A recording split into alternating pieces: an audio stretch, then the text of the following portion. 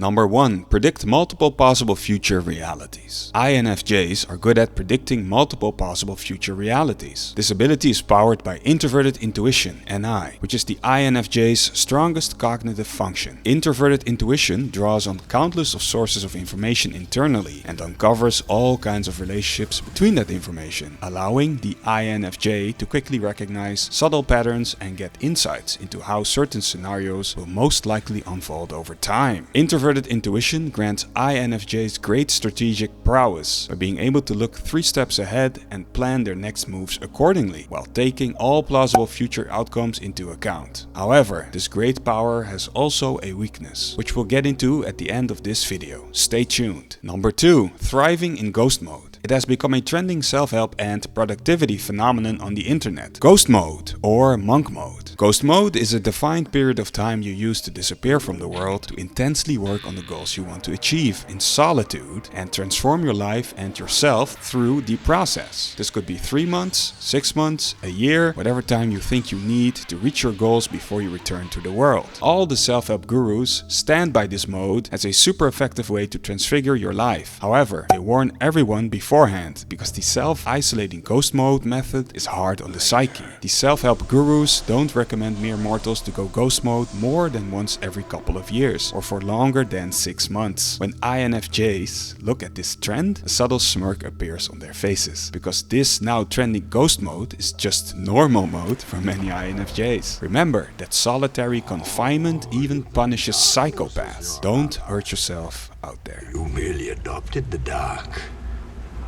I was born in it, molded by it.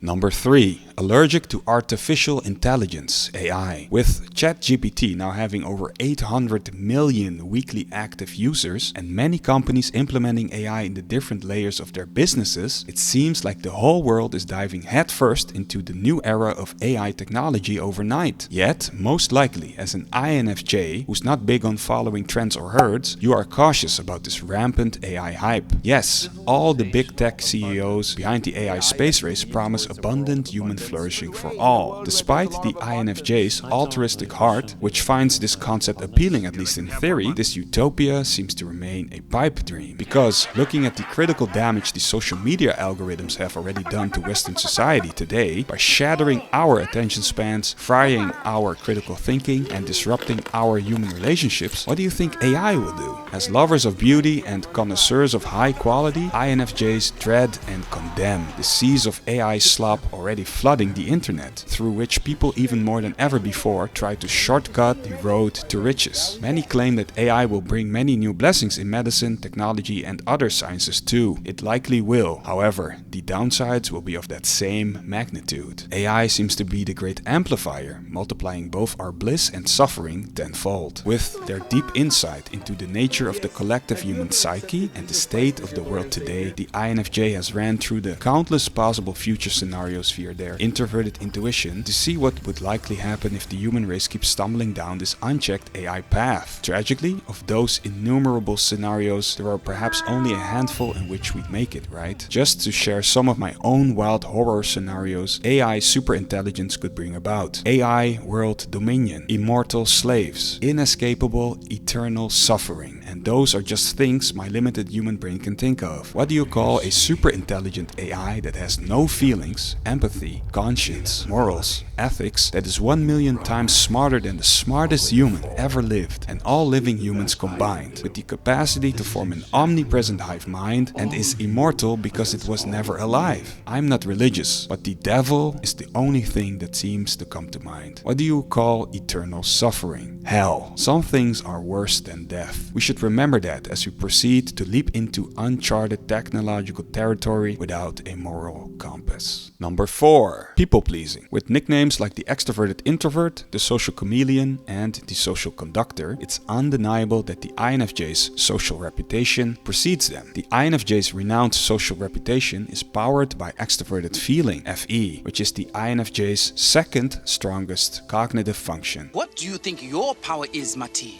I already know. Mine is heart. I can sense you all, hear your thoughts, feel your feelings.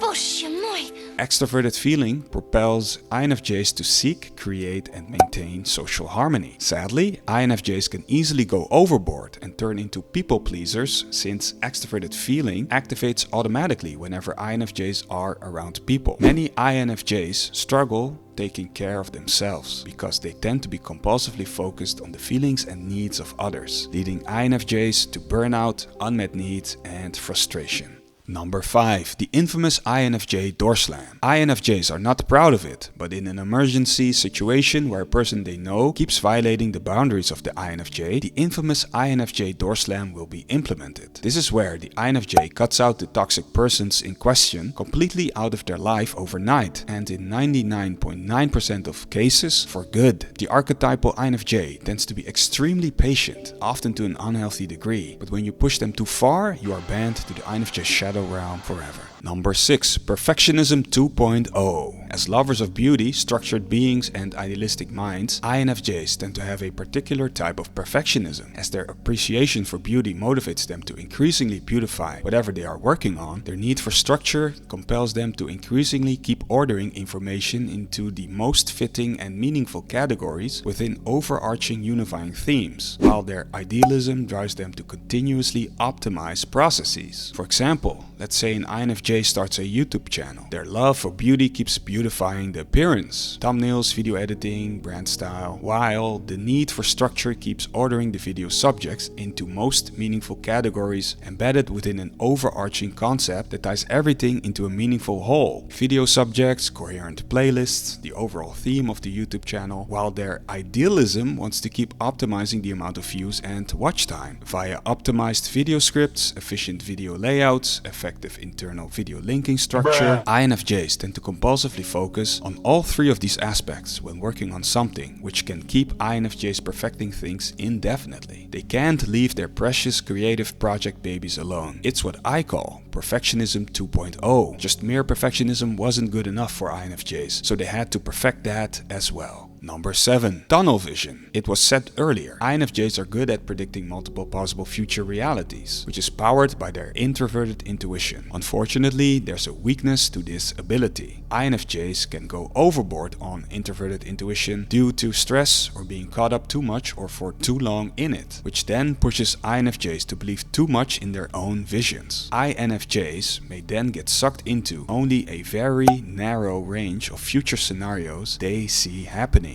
instead of looking at the bigger picture, despite counter-evidence from other sources. It's what's called the INFJ's tunnel vision, and leads INFJs to race towards that ideal future they fell in love with, which could be a delusion. What other weird signs do INFJs have? Watch this video next to find out.